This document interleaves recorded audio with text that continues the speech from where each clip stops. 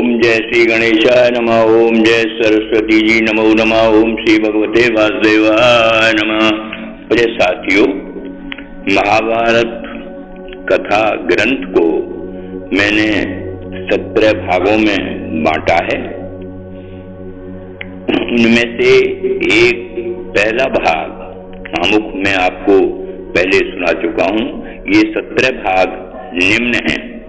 पहला है आमुख, दूसरा शांतनु की गंगा से भेंट, सशर्त विवाह, देवव्रत जन्म, तीसरा सत्यवती से शांतनु विवाह, विचित्रवीर्य चित्रांगद का जन्म, भीष्म द्वारा स्वयंवर से उनके लिए वधू लाना, दोनों राजकुमारों की अल्प आयु में मृत्यु, चौथा वंश चलाने हेतु महर्षि से धृतराष्ट्र पांडु विदुर का जन्म, धृतराष्ट्र के अंधा होने के कारण पांडु राजा, पांचवा श्री कृष्ण का जन्म, उनके द्वारा कंस का मारा जाना, छठा पांडु की मृत्यु, कुंती का वन से पांडवों को हस्तिनापुर लाना, धृतराष्ट्र पुत्रों सात शिक्षा, सातवां युधिष्ठिर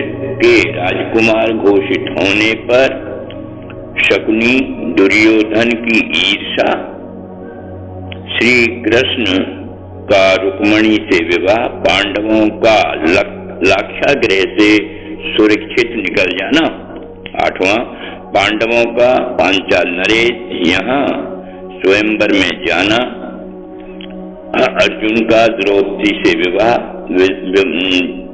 विवाद पर पांडवों को खांडव व्रत देना,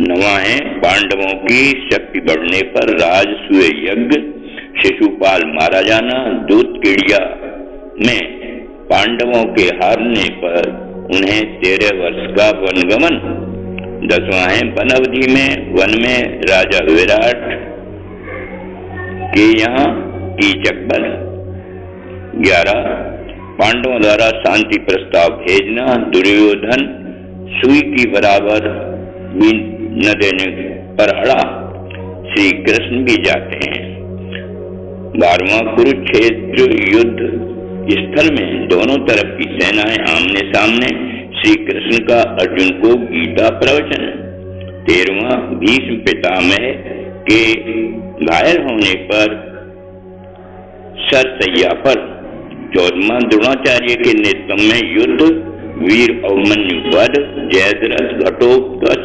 विराट, द्रौपद नरेश द्रोणाचार्य का मारा जाना, 16वां अर्जुन द्वारा कर्ण व भीम द्वारा दुर्योधन का मारा जाना, 17वां है पांडवों का धृतराष्ट्र व भीष्म पिता के पास जाना। उपरोक्त 117 में से पहला आमुख मैं आपको इससे पूर्व सुना चुका हूं। अब दूसरा अध्याय लेते हैं, शांतनु की गंगा से भेंट वाला। तो राजा शांतनु एक दिन शिकार खेलते खेलते गंगा तट पर पहुंच जाते हैं। वहां गंगा में से निकलकर आती हैं। शांतनु उन्हें देखकर मुग्ध हो जाते हैं, विवाह का प्रस्ताव रखते हैं। गंगा इस पर अगले दिन विचार कर सहमत देने को कहती हैं। शांतनु अगले दिन गंगा तट पर पहुंचते हैं। गंगा आती हैं और कहती हैं कि विवाह की मेरी 2 शर्तें हैं।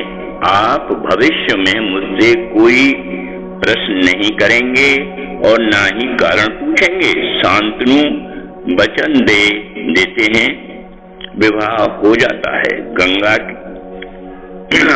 के आगे चलकर 7 पुत्र होते हैं। गंगा उन 7 पुत्रों को गंगा में बहाती रहती हैं। राजा शांतनु यह देख बहुत दुखी होते हैं। प्रजा में भी यह देखकर काफी दुख है।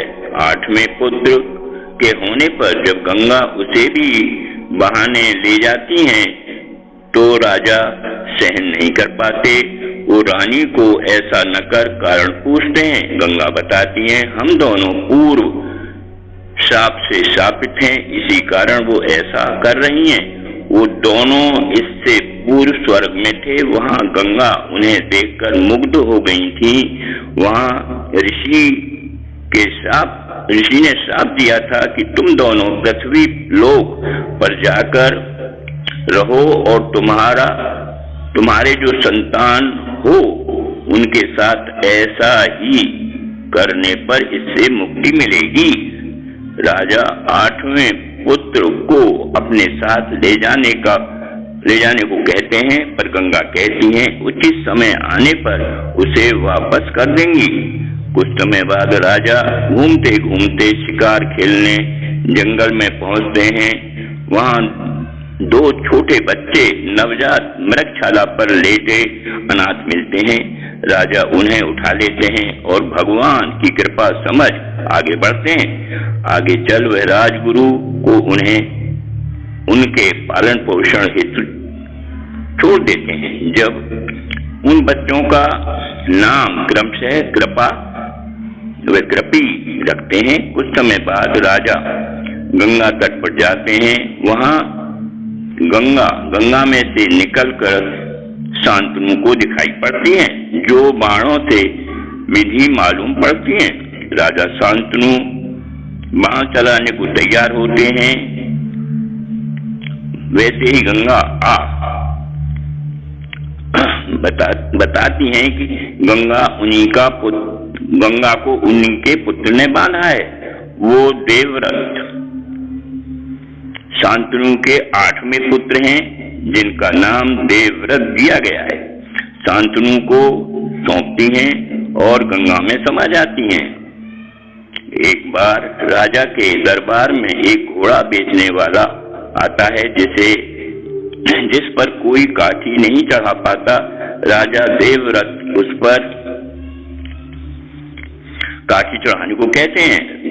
देवव्रत काठी चढ़ा देते हैं और उस पर सवार होकर बाहर निकल जाते हैं। लौटते समय शाल्य राजकुमार हस्तिनापुर पर आक्रमण करने को मिलता है, जिसे देवव्रत परास्त कर देते हैं।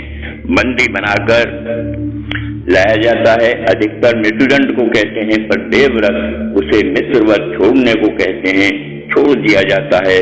शांतनु देवव्रत को युवराज घोषित कर देते हैं।